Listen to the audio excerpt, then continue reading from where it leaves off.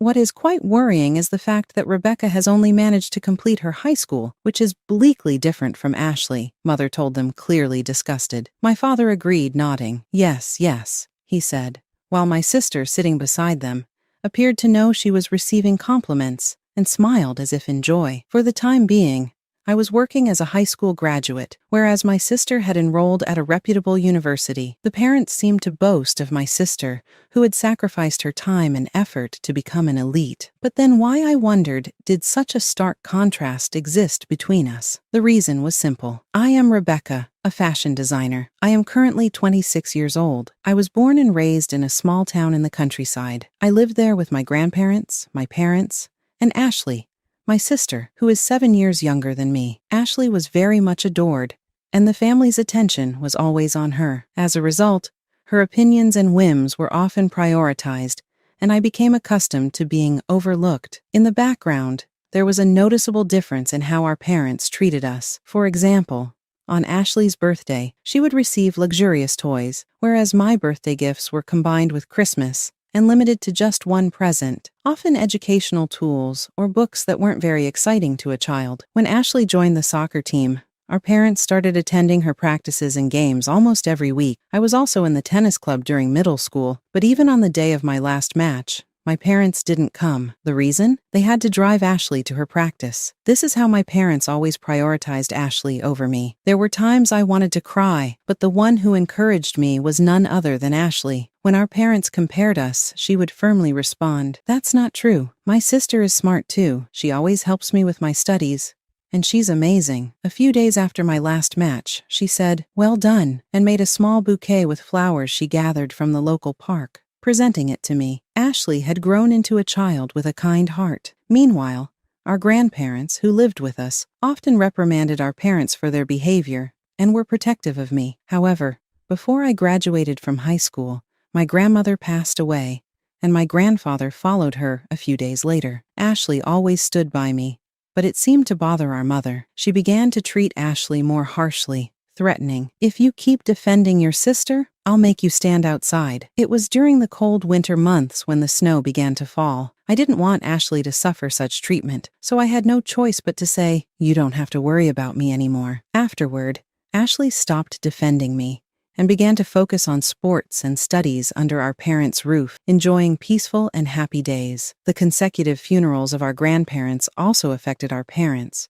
who claimed they had no savings and easily denied my wish to attend university. I wanted to study design, but my parents didn't approve. After graduating from high school, I had no choice but to find a job. Still wanting to work in design, I moved away from home and joined a company that produced a small fashion magazine. My main job was clerical, but I wanted to try designing, so I persuaded my boss to let me assist the designers. Working in an office while being exposed to professional designers' work every day was also a reality check. However, that reality only fueled my motivation, and my dream of becoming a fashion designer grew day by day. I dedicated all my free time to studying, returning home only minimally. When I did visit, I was met with only cold words from my parents. Instead, I focused on studying design on weekends, acquiring specialized knowledge through online courses and other means. Thanks to my efforts, the company recognized my dedication, and I was finally welcomed as a member of the design team. My passionate work ethic resonated with the surrounding designers, who generously shared useful materials and connections with me. 3 years later,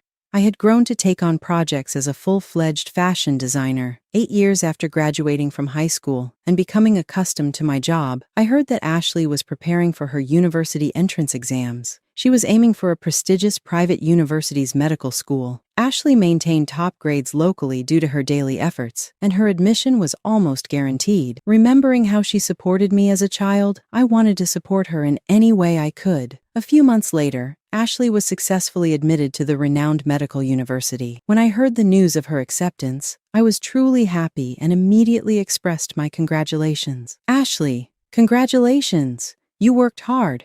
Going to cram school every day? Amazing!" Ashley modestly thanked me, but then she brought up a concern. Actually, it seems that a donation is needed for the medical school. It's not mandatory, but Dad and Mom say it would be embarrassing if someone from the countryside didn't pay. So it would be better to pay, right? But you know our family's finances are stretched thin with my tuition and living expenses, right? Ashley herself offered to manage her living expenses with part-time work, but the story with the medical school was different. It was clear that the amount of study required left no room for part-time jobs. While a donation might be necessary, the reality was that our family's income, our father being a regular white-collar worker and our mother working part-time twice a week, couldn't afford it. Attending a private medical school would be a significant burden, even with just the tuition alone. I thought they might be counting on my savings, but I was surprised they didn't ask directly, and instead had Ashley bring it up. Despite my growing disappointment with our parents, I decided to honor Ashley's request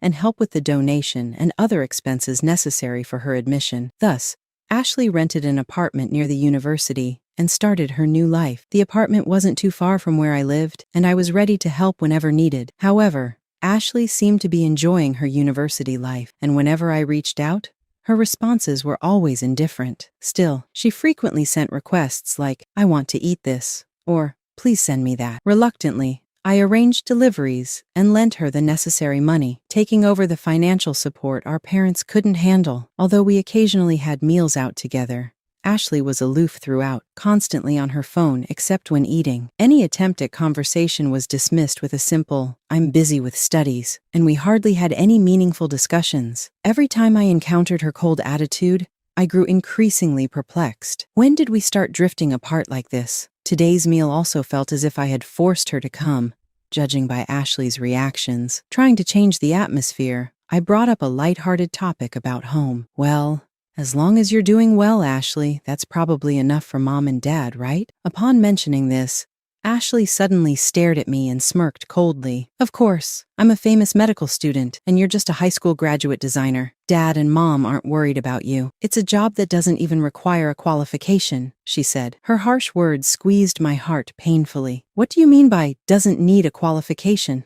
I asked. "Just what I said. You say you're a designer, but anyone can do that nowadays just by looking it up online. Even my friends can easily set up websites. Aren't you embarrassed to be doing such a job? Maybe you should at least get a certification." "Oh, but that might be hard for a high school grad. I've worked hard to get where I am in my job. How can you belittle me like this, Ashley? What happened to you?" I said, my voice shaking. Ashley glared at me with irritation and clicked her tongue. "Mom and Dad say it every day. They say that I am outstanding, getting into a prestigious medical school.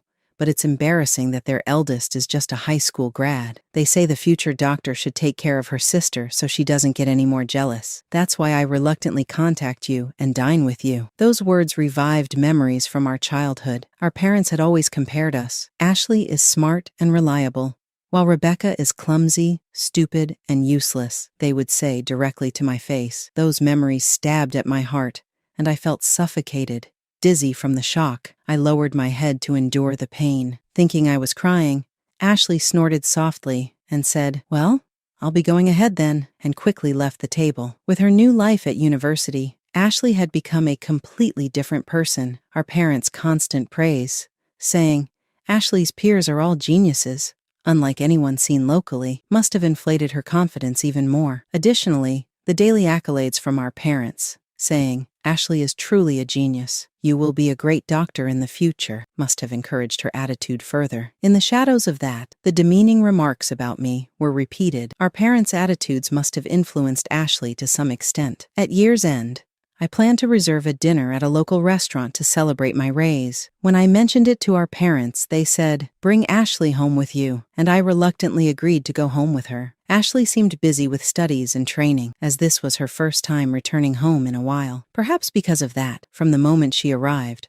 our parents nearly ignored me, focusing solely on her. At night, they gathered neighbors, relatives, and even Ashley's former classmates who remained locally. A lavish spread of dishes was laid out with ordered pizzas and a barbecue in the garden, and a grand party began. Just as I was about to address the real reason for the party by taking the microphone, my mother grabbed it and started saying, "Today, we are here to announce that Ashley has been accepted into medical school and will become a respectable doctor in the future." This party was planned to celebrate my promotion. Shocked by my mother's words, I tried to correct the story, but my father stopped me. Then Ashley, energized by the gathered crowd, began boasting aloud. My mother wants me to come home more, but I'm studying at a prestigious private university, and, moreover, in the medical department. So you must understand it's not easy for me to just come home. In medical school, we often need to cooperate as a team, not just individually. So if I alone return home,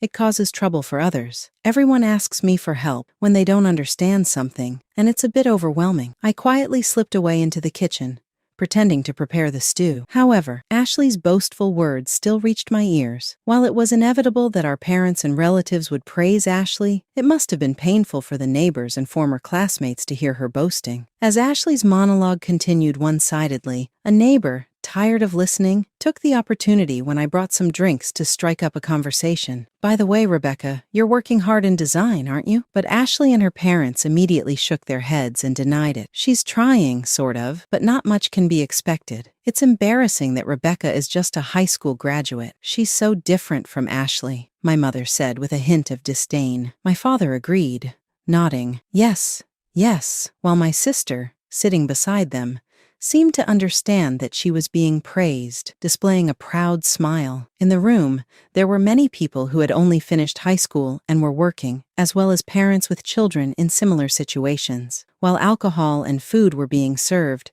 everyone tried to keep a composed expression, but it was evident that they were somehow enduring the situation. The only ones who seemed unaware were my parents and Ashley. I couldn't stand the unpleasant atmosphere and tried to leave without saying a word. However, Ashley stopped me. You come back home quite often, don't you? I can come back with confidence because I study hard every day, but maybe you don't mind because you lack both academic credentials and pride. Ashley laughed loudly as she said this. Even though my father said, "Hey, that's not a nice way to speak," he was laughing a little too. I was speechless at her words and felt anger welling up. Good for you, Rebecca. You don't have to come back next year. Gee, I replied with a trembling voice, cutting her off as the people around us looked on with concern. I put down my tray and grabbed my coat and bag. While I was getting ready to leave, Ashley and the others were grinning and exchanging looks.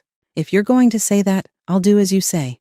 I'll never come back. A volcanic rage was stirring inside me, yet all the words that came out were cold and emotionless. I no longer had any feelings for my parents or Ashley. When I spat out those words, the 3 family members waved cheerfully. Don't ever come back. On the way to the bus station, I was desperately suppressing the urge to scream. Returning home had always been painful. When I was aspiring to be a fashion designer, I hardly went home, using my studies as an excuse. But as I grew as a professional, I struggled with the inescapable bond between parent and child. Ashley is much younger and still a student. It might not be easy for her to understand the hardships I've faced since entering the workforce. However, my parents must have worked to some extent to raise 2 children. Yet, because Ashley was academically gifted, they continued to praise her as a genius while demeaning me. Their childish words still echoed in my mind. While I felt anger, I also felt a deep disappointment squeezing my heart. If I valued my work, I couldn't continue such a relationship, even if they were family. I was appalled by Ashley's terrible behavior, but it prompted me to decide to completely cut off my relationship with my parents. Several months after making this decision, as a new academic year was about to start, I received a sudden call from Ashley. She had not contacted me at all since then. She also sent multiple messages saying, "Please answer the phone." Reluctantly, I picked up. "Hey, what about my tuition?" There was a mix of fear and urgency in Ashley's voice. I answered calmly, "I paid for the admission fee, donation, and your first-year tuition." "No, I mean the tuition for the second year. The university is telling me to pay it quickly because it hasn't been paid yet for this year." "What are you telling me this for?" Ashley was at a loss for words on the other end of the line. Indeed, I had used my savings to pay for Ashley's expensive tuition, but what I paid was the admission fee, donation, and tuition for the first year. As a result, my savings had decreased significantly, and I had planned to make further payments gradually. So the tuition for the following years was, of course, still unpaid. After treating me so coldly, as if we had cut ties, to ask me for tuition was shocking. The only thing I was asked to help with was the donation, wasn't it? I only assisted with the tuition because I was being overly helpful. Didn't Mom and Dad allow you to go to a private university because they could afford the tuition, unlike when I was your age? Or did you apply without thinking about the money? That's not true. But living expenses and travel costs are quite hard because many of my classmates are wealthy, and I have those social obligations too. My parents helped with that, but they said they couldn't afford the tuition and told me to ask you. The reason I had financial flexibility was significant. I had switched to a major design firm to further advance my career in fashion design. Having established a certain level of success, my salary had increased dramatically. Moreover, because I was so busy with work, my salary and bonuses were accumulating rapidly. I had told my parents about the job change, so they probably thought from the beginning that with my help, they could pay for Ashley's tuition. Furthermore, they probably assumed I could also help with the tuition,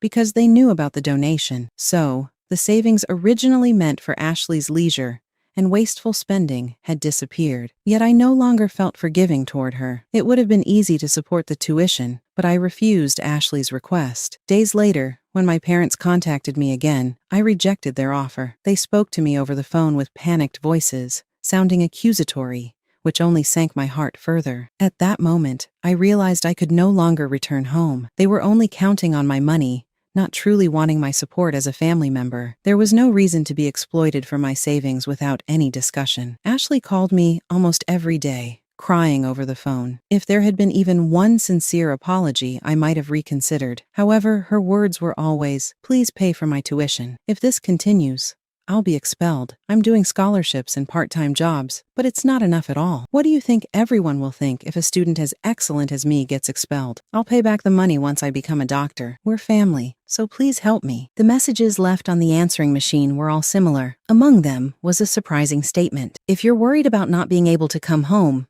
I'll tell them that too." After backing up these messages, I immediately deleted them from my smartphone. Then I sent a message to my sister and decided to completely block her contact. I think people who look down on others should not become doctors. Thus, I cut off contact with my family and welcomed a new spring. I heard from a relative who had been asked for money that Ashley's tuition for the second year was somehow paid through scholarships and loans from various relatives. However, there was no longer any leeway to send her living expenses, so she had to start working part-time. Balancing work with the massive amount of daily studying, frequent exams, and practices turned out to be harder than expected. Eventually, Ashley failed many credits and had to drop out 6 months later. I had been assisting not only with tuition, but also by sending money home. After cutting ties last year, I stopped doing so. Without meeting again, Ashley, whose pride was completely shattered, returned to our financially struggling parents, who were barely making ends meet. Although Ashley was academically capable, the funds for her education had already been depleted. Nonetheless, she didn't look for work locally. Instead, she spent her days playing games and venting her anger and isolation. I heard from a neighbor that voices arguing could be heard from the house at night. Since our parents had always doted on Ashley, they seemed unable to stand up to her. When I saw my parents in the neighborhood, they always looked exhausted. People around them avoided contact and hardly ever spoke to them. One day, perhaps due to excessive stress, my father caused an unexpected incident on the train during his commute. He made inappropriate contact with a woman standing next to him, was noticed by other passengers, detained on the spot, and arrested by the police. Fortunately, a settlement was reached, and it did not turn into a criminal case. However, due to this incident, my father was forced to resign from his job. My mother started looking for work, but having only part-time experience, she was unable to find a stable job that provided a steady income. My parents tried to contact me, and even attempted to reach out through relatives, but it didn't go well. The content they asked the intermediaries to convey was reportedly intimidating. The relatives understood there were issues with my parents and told them, "Leave it to us," but eventually began ignoring their messages altogether. As a result, my connections with my family gradually faded, and I was finally able to regain a peaceful daily life. From what I've heard from relatives, there are bad rumors about Ashley, who is now reclusive, and my unemployed father, who looks frightening, causing them to be avoided by those around them. My mother, feeling overwhelmed by the situation, has disappeared without a trace, and I can no longer get in touch with her. The remaining two, without any source of income, seem to be living almost like homeless people. If there had been a warm relationship with the neighbors, it might have been somewhat comforting. However, given their previous attitudes, it's difficult for them to gain understanding from those around them. Meanwhile, I am successfully building my career in the design industry. Recently, I've been selected to participate in high-profile projects, marking a significant step up. This has prompted me to finally launch a plan I've been considering for a while. That plan is to take university entrance exams. Since my finances have been improving smoothly, I intend to tackle this challenge once my current project is completed. Looking to the future, I'm also considering starting my own business. I want to deepen my knowledge not only in design, but also in management. I'm thrilled about this new challenge.